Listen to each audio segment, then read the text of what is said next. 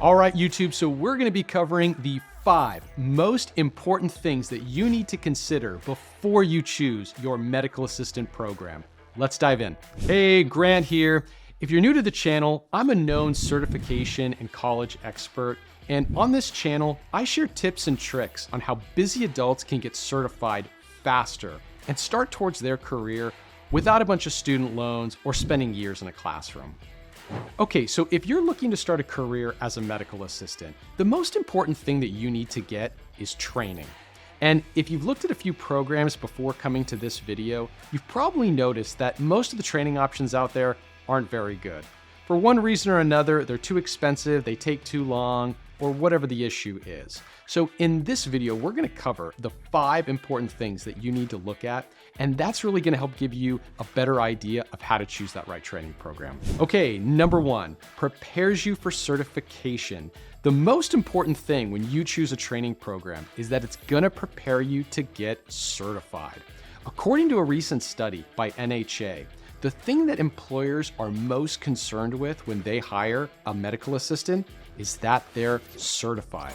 So certification is an absolute must before you start applying for your first job and getting into the field. So you're absolutely going to want to choose a training program that prepares you for the national certifications like the CCMA from NHA.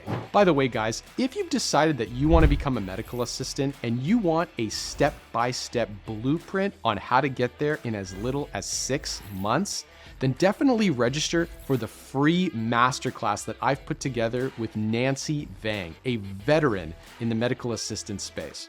We cover everything that you need to know, including how to get there faster, how to avoid student loan debt, and never have to step into a classroom. So if you want to save on your training, have a big university name attached to your resume, and get there far faster, then sign up for the free masterclass. The link here below in the description notes, medicalassistantmasterclass.com.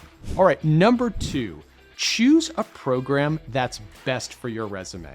So I love medical assisting because it's a great way to get into the growing medical field. And unlike other programs or careers like nursing that need a degree, you can become a medical assistant with just a certification program, and you don't need to spend 2 years in a degree program. So I love the fact that you can get in so quickly, get your foot in the door, start working in medicine, and move your way up.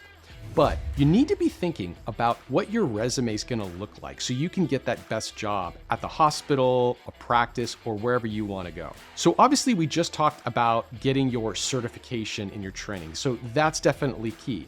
But the 2 things that employers will likely look for before they hire you is 1, are you a certified clinical medical assistant? And number 2, where did you get your training? In other words, you need to choose a program that's an accredited university. Think of it this way. If you want to go and you're applying for that job, would you want to tell them that you got your education from some career school that they've never heard of or a big university that everyone in the country knows about? It's a really big deal. And so you want to make sure that when you choose your training program, it's with an accredited university, and then you're going to get a university certificate along with that program. You want to put your best foot forward, and having a university education is definitely the best thing. Of course, you're probably wondering, how can I afford that? Because universities can be more expensive. But don't worry, we'll cover that later. There are definitely ways that you can get an affordable training program even with a university. Okay, number 3. Make sure the program is beginner friendly and online. Look, this is really important because a lot of people have no prior experience in the medical space. So you don't want to have to worry about the fact that you need to go get some experience before beginning your program. The good news is that many programs out there are totally built for beginners. They're online and they're self-paced. That way, you can move through all of these different sections and lessons at your own pace, learn everything you need to know about working with patients, and you don't have to have any prior experience whatsoever. When you learn new things, it can definitely be overwhelming. And that's the reason why I don't recommend going with a local community college or career school program. If you're at a local program, you need to drive to the campus, 3 times a week. Not only are you incurring a lot of extra costs like gas, parking permits, things like that, But if you fall behind at all in the program, you may have to then wait a full year before you can take the program again. I love the fact that with online programs, you can learn at your own pace and you're not stressed out about driving to campus, waiting in traffic, or that you're gonna fall behind. If you need to redo a lesson, you can just click a button, take the lesson over again, and bam, you're right back where you need to be. All right, point number 4, avoid red flags. Remember, as a medical assistant, you're gonna be working with patients. Patient lives are at stake. And when you're interacting with those patients, employers, hospitals, they're gonna wanna make sure that you are absolutely up to that standard and that you're gonna take good care with those patient interactions. So you definitely don't wanna choose a program that's from an unaccredited source. There's a lot of programs out there, or YouTubers and things like that offering programs. It's not a good idea. You absolutely want to make sure you take your program from an accredited university like we talked about before. So remember, you don't want to be in that job interview and that person looks at your resume and sees some school or training program from an unaccredited source or something that they may not trust. It's always best to go with a university education that's accredited.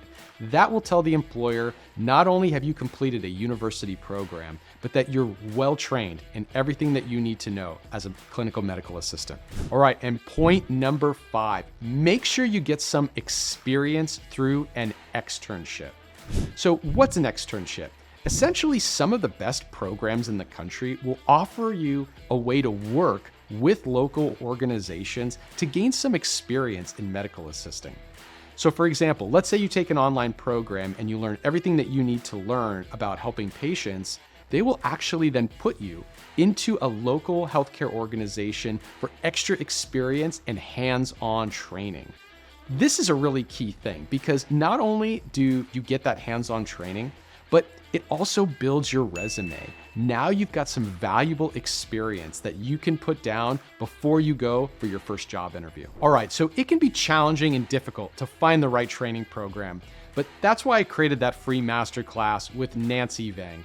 She's a veteran medical assistant with years of experience, and we dive into everything to discover all the tips and tricks on how to get there faster, choosing a great program, and even the program that gets her seal of approval. So click below in the show notes for the link to the masterclass. It's medicalassistantmasterclass.com, and it's free for a limited time. Definitely check it out. Also, guys, go ahead and leave your comments below, and if there's anything that you'd like to know about choosing a training program, and please hit that subscribe button so that we can continue to produce really cool content about medical assisting and you won't miss out.